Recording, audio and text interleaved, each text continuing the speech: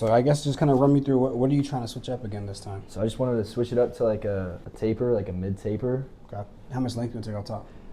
It looks kind of heavy. It's pretty heavy, especially when I'm working. It gets pretty sweaty up there. So yeah. I like what we do what I usually do, where we just a fringe. Yeah. A fringe. I like the fringe, how you thin it out, and then just like above the eyebrows is good. So if we took off anything, do you think you kind of want to go with like an inch, which would be like kind of like right there? Yeah, maybe like an inch and a half. I think inch and a half low-key is solid, bro. Yeah. Kind of just restart everything. Yeah. Right? Okay, and then as far as the shape in the back, I know you don't want to go drastic. Mm-hmm. So are you just kind of wanting to go somewhere kind of like in the middle between the two? Yeah. Yeah, bro? Yeah, that works. All right, big guy. Let's do it.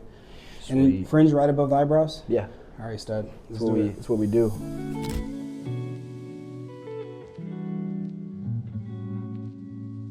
What's good, you guys? Today we're just working on a nice technical scissor cut, nothing too crazy. It's kind of a in-between of a blowout taper and just like a nice scissor cut. He doesn't want the extreme of a blowout taper, but still kind of wants that nice shape, so that's really what we're going for today.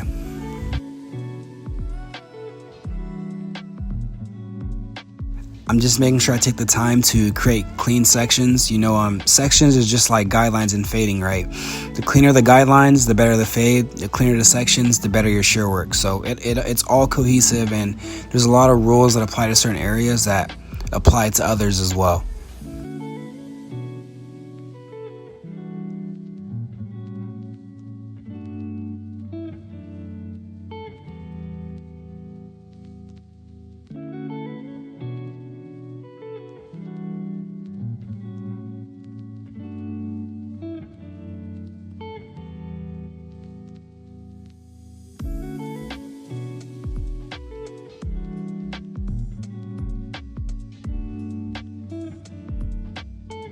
Creating a nice base layer, which is going to be the lowest length of hair on the head.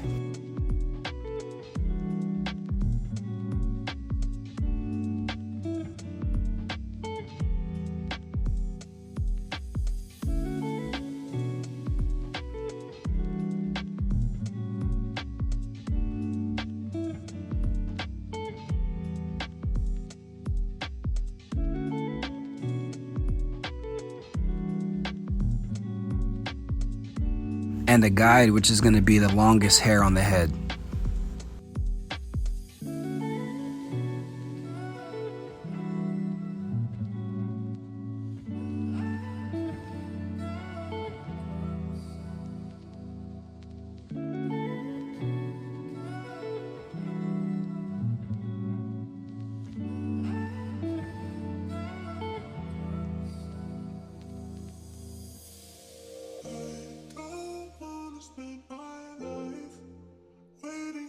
Right here, now we're just going to graduate and work point to point, connecting those dots that we had made previously with the base and guide layer.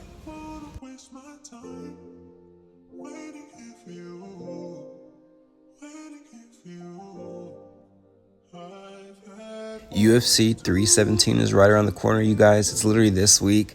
And I personally have Tuporia beating Charles. Charles does not have a chin on him, but I'm curious as to your guys' opinion. So if you like the UFC, if you like MMA, definitely drop a comment down who you have winning for this. Or I guess by this time this comes out, that fight would have already passed. So just drop your guys' reactions to that, because I'm sure it's going to be a pretty good fight. Right here, we're really working on precision. I don't care to go super fast. I want nice, precise cuts. If you think about it, you know, to build a wall, you go brick by brick. And the same thing applies to cutting hair. You know, to build a clean haircut, it goes cut by cut. And then that's how you build that haircut out.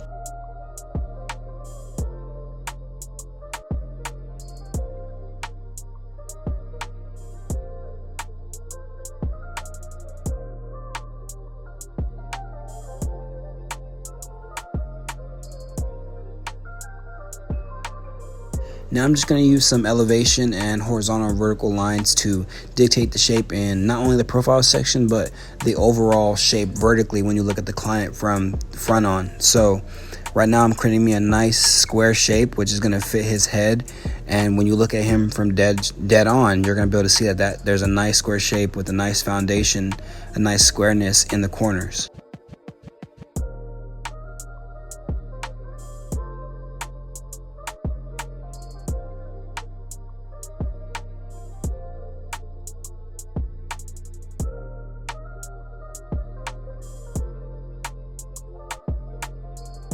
When it comes to adding texture, there's so many different ways to do it, but I just like to use a feather razor, and then you guys will see next I'm going to do some channel cutting. There's other ways to do it. When I was cutting the top, I was also adding texture, so just experiment with it. Don't be afraid to really kind of see what you like. I prefer a feather razor just because it kind of gives like a nice natural dispersed texture that's different from cutting with shears. But to each their own. I definitely would encourage you guys to experiment and just see what you like.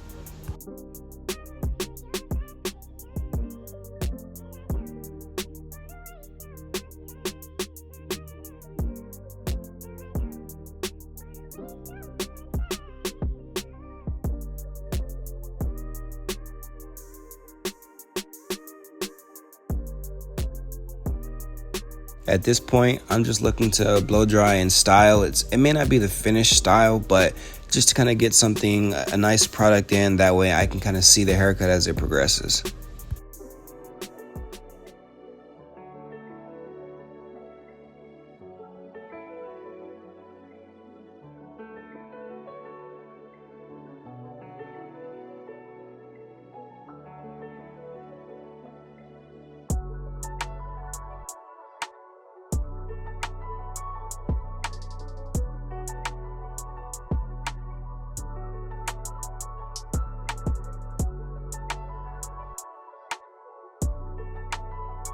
Now we just got to add the taper. If you guys ever want tutorials, I definitely need to see a bigger audience for it. I have a small, decent audience, but if I can get that on a bigger scale, then I can figure out how I can go about implementing that. I don't think I'd want to give it all away for free because of the quality and because of all the work that's going to go into it.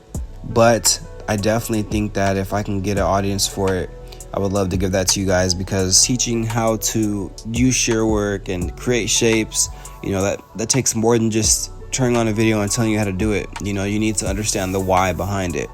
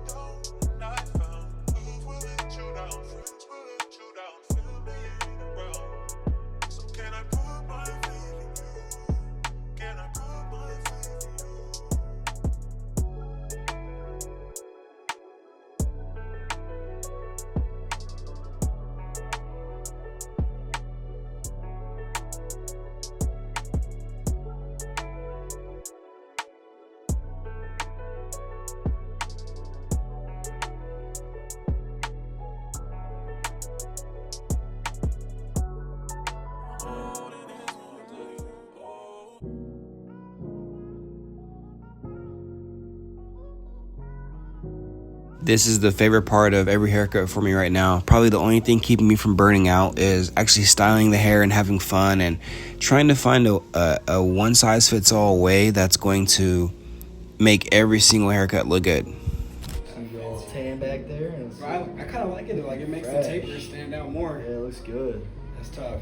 Yeah, I like that. I like how it doesn't blow out as much. Yeah, and if you ever want to, you can always put some little bit of fingers in here and have a little bit so it's not as flat. But even then, that's still not that much.